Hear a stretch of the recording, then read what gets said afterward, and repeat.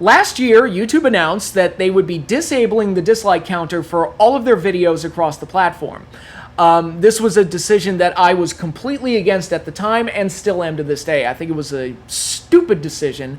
I think it makes the platform less fun. I think it makes it less interactive. And I think it's harmful to both, I guess you would say, potential audience members. I don't want to say consumers, but let's just go with users of the platform who watch these videos. And it's also harmful to content creators who make these videos. I think it's a detriment to everybody across the board, and it's just, it feels like a knee-jerk reaction to something. Now, of course, the speculation is that they did this because the White House YouTube channel was being bombarded with dislikes up and down, left and right. And this decision was made to kind of curtail that and to not make the White House look as bad, which, if that's the case, why are we protecting the political elites? I should be able to tell the President of the United States, regardless of who it is, exactly what I think of him or her at any point, any time. That's part of being an American. I should be able to tell these people in charge exactly what I think of them.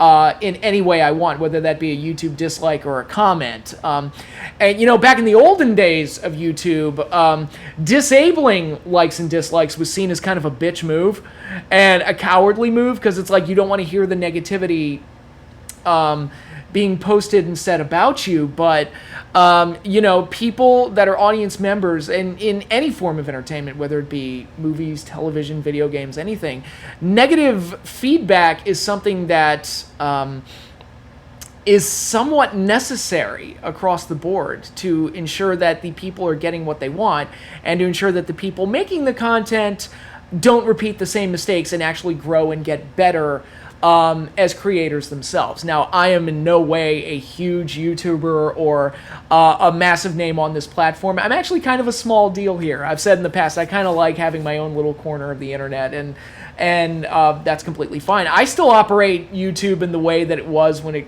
kind of originally started, where it was almost like a video message board. And I'm a dinosaur in that regard.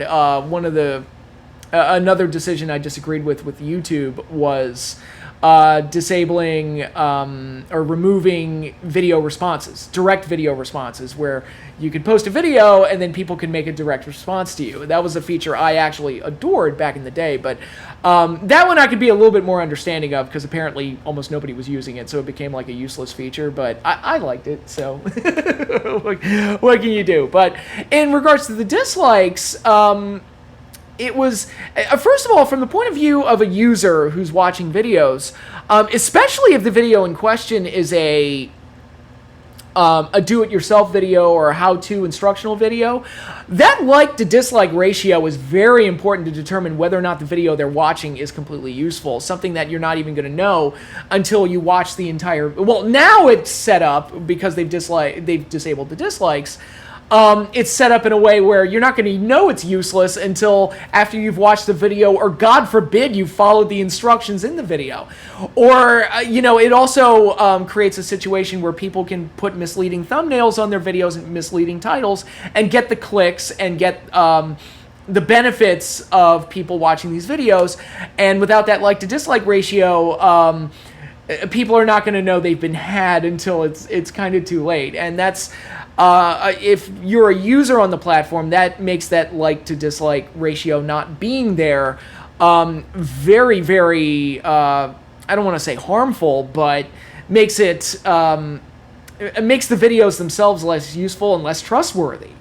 And I'm fully aware of the web browsers that have come up to reinstate the YouTube dislike counter, and I highly encourage everybody using it. I will post a link in the description to said extension.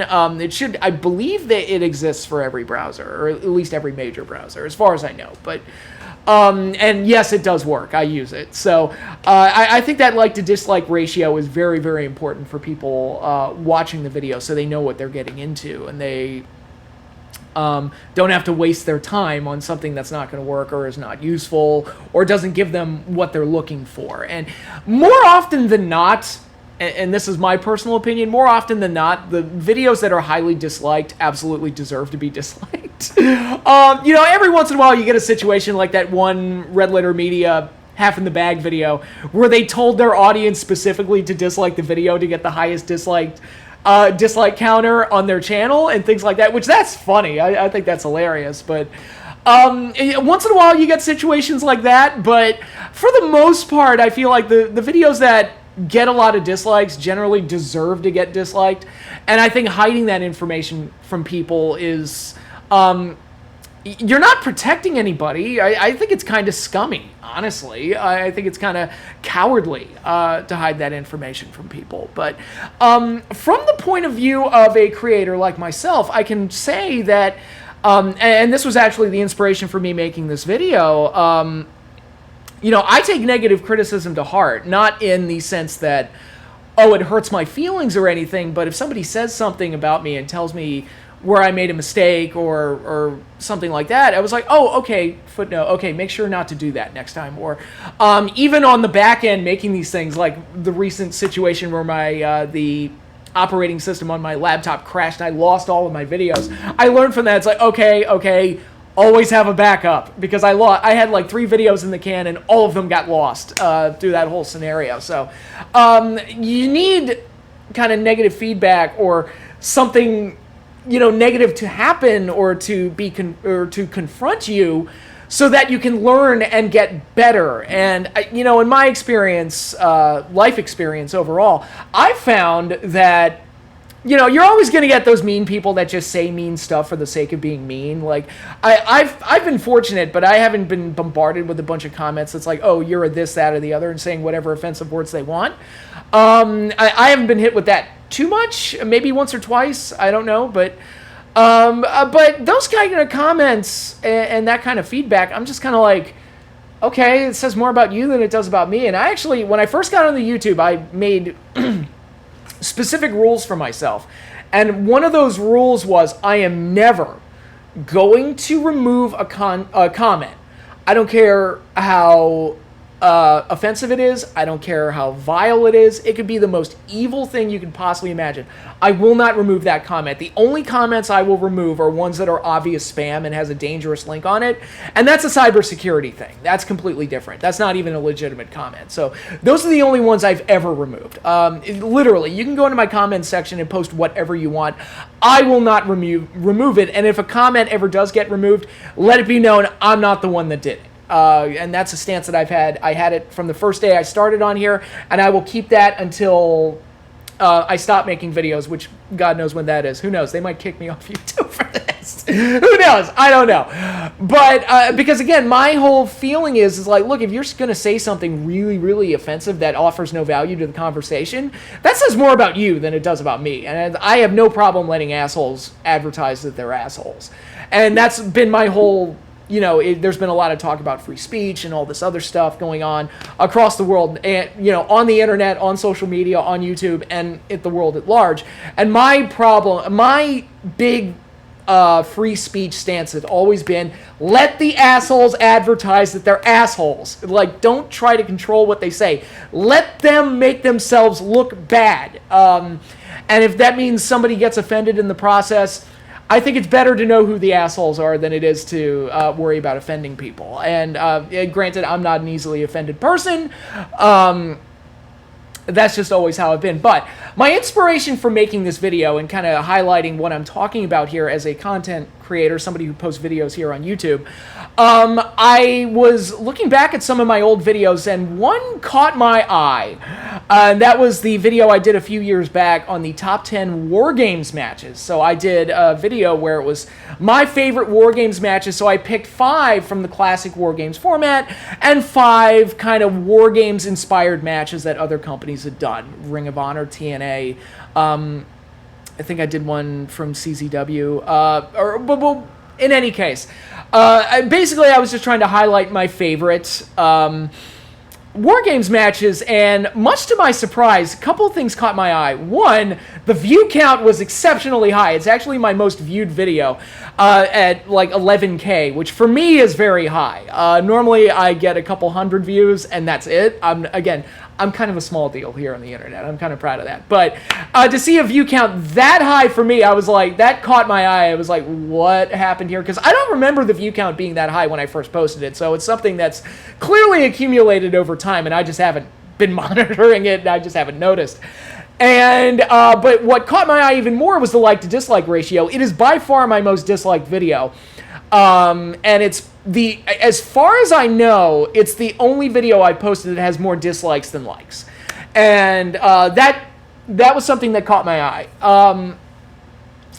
And it's actually, you know, they say that the users or the people that post the videos can see the dislike counter. It's actually pretty hard to see the dislike counter too, because you have to go into YouTube Studio to be able to see it. It's actually pretty hard. I don't feel like walking you through the entire process. So even the information that's supposed to be available to us is kind of hard to find. You actually have to track it down a little bit. And so it's very easy for users to ignore when they have a high dislike counter. It's easy for them to just kind of brush it off and not even notice it. Again, this is something that was accumulating over time. I wasn't even aware of it. I wasn't even looking for it. And it was just something that I noticed by happenstance. And and so obviously I was like, well, let me go look at the comments and see what they're saying about this. And sure enough, I went in and looked at some of those comments, and they made, you know, a somewhat valid criticism, I felt like. I was like, okay, maybe I screwed up here. Maybe food for thought for future videos that I do. Let me take a look at some of these. Okay, I love war games, but I love footage too. Now, what I took away from that meant that, okay, the video and the title of it maybe implied that I was going to be showing footage of the War Games matches themselves. I didn't do that because I always get popped whenever I show footage, so I try to steer away from that as much as possible. But it's like, okay, maybe I was a little misleading in making people think that there was going to be footage of these matches. You talk too much, just get to the point. Again, the video is quite long. It's almost an hour long. And maybe that's a little too long for a top 10. Maybe, you know, you look at like what Culture does and what Cultaholic do with their top 10 videos, and they're very fast, very rapid fire. And I'm kind of a droning, go on and go into, you know, specific detail about whatever topic I'm talking about, and I have a tendency to ramble. I miss the old days of YouTube when there was a time limit. I believe when I first got on, it was a 10-minute time limit. Forced me to be a lot more concise. But that's a comment that is pretty valid. There's also this comment here that actually points out a mistake that I made, where I gave a specific detail of one of the matches, and it turns out I was wrong. And I will always support being told when I'm wrong about something, because I don't like being wrong, and it makes me mad when I'm wrong. Not mad at the person pointing out, but mad at myself for screwing up. So I try to avoid making those mistakes. And I'm not the most eloquent speaker in the world, and sometimes and a lot of times I don't script my videos. I just kind of turn the camera on and go.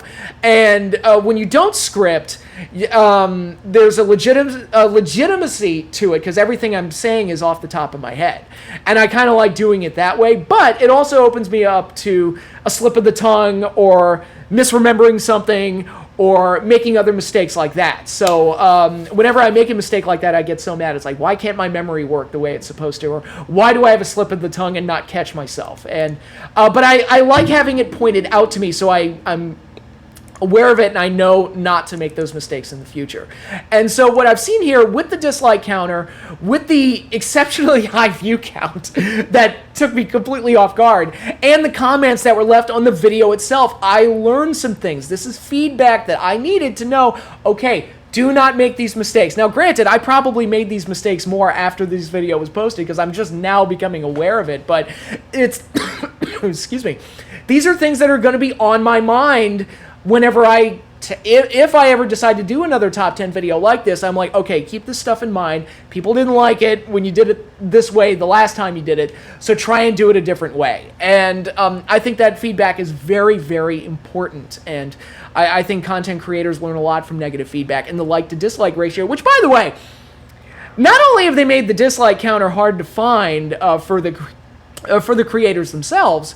But, you know, the people that don't have the browser extension aren't going to see it. It makes the like counter completely pointless. There's no point in having a like counter without a dislike counter to show a balance, because a video could have 650 likes and then 5,000 dislikes. So that like counter is completely pointless. So it paints a false picture of what is actually being represented. And it's a perfect example of, you know, numbers don't lie, but liars use numbers. And that's a perfect example of, like, you can boast as like, oh, I got 700 likes on this video, but it's a lie, because you could also have like 5,000 dislikes and not as many people know about it because not everybody has the browser extension. So, yeah, and I'll use this final example before signing off here. I'm kind of, here I go, I'm rambling again, but, prior to YouTube doing this, and actually years and years and years ago, when I used to be on, I used to visit Channel Awesome and watch Nostalgia Critic and things like that. Kind of fell out of that, but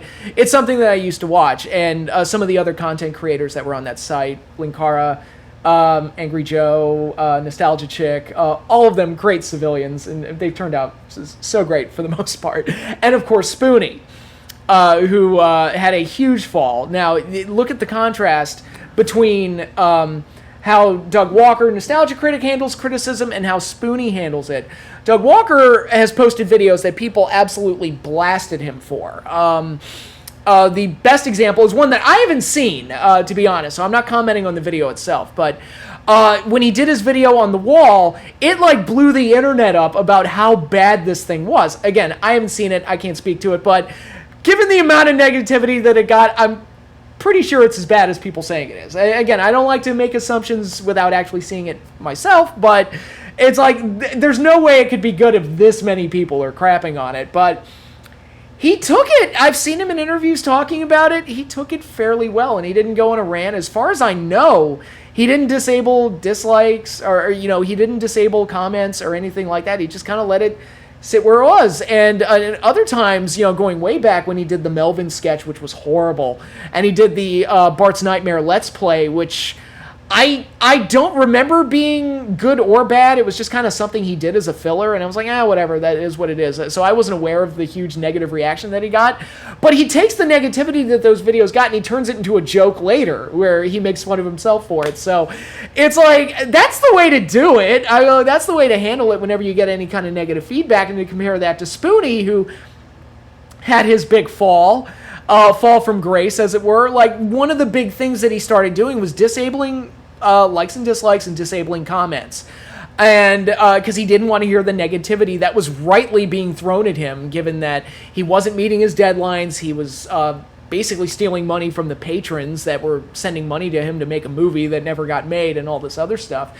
This was negativity that Spoonie absolutely needed to hear from his own fan base, and needed to take said negativity and use it to grow and get better. He didn't do that, but I think that negative feedback is crucial if you're an artist, content creator, or if you exist on the internet at all in any capacity. Like, if you post even something as simple as posting on social media, you need to hear negative feedback. Now, I don't, again, I'm big against censorship or anything like that. I personally don't think anybody should be booted off of Twitter for any reason. I think the things that they say should be left there for the world to see. And you can like or dislike however you want, but that's, you know, that's my stance on the matter. But in any case, like I said, if you don't have the YouTube browser to bring back the dislikes, totally do that. I'll leave a couple links in the description to make sure that for those of you who don't have it and want it, can absolutely get it. But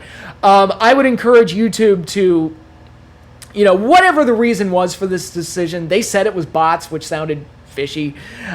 Sounded like corporate doublespeak more than anything else. And if the theorized reason for protecting the White House of all friggin' people, I mean, the people I respect the least in this world are politicians. I'm like, we should not be protecting them at all. But in any case, whatever the reasons were, it wasn't a good one. You should bring back the dislikes for the entire world to see, and anything less, I think, is a disservice to the platform and its users, and that's my take on the matter.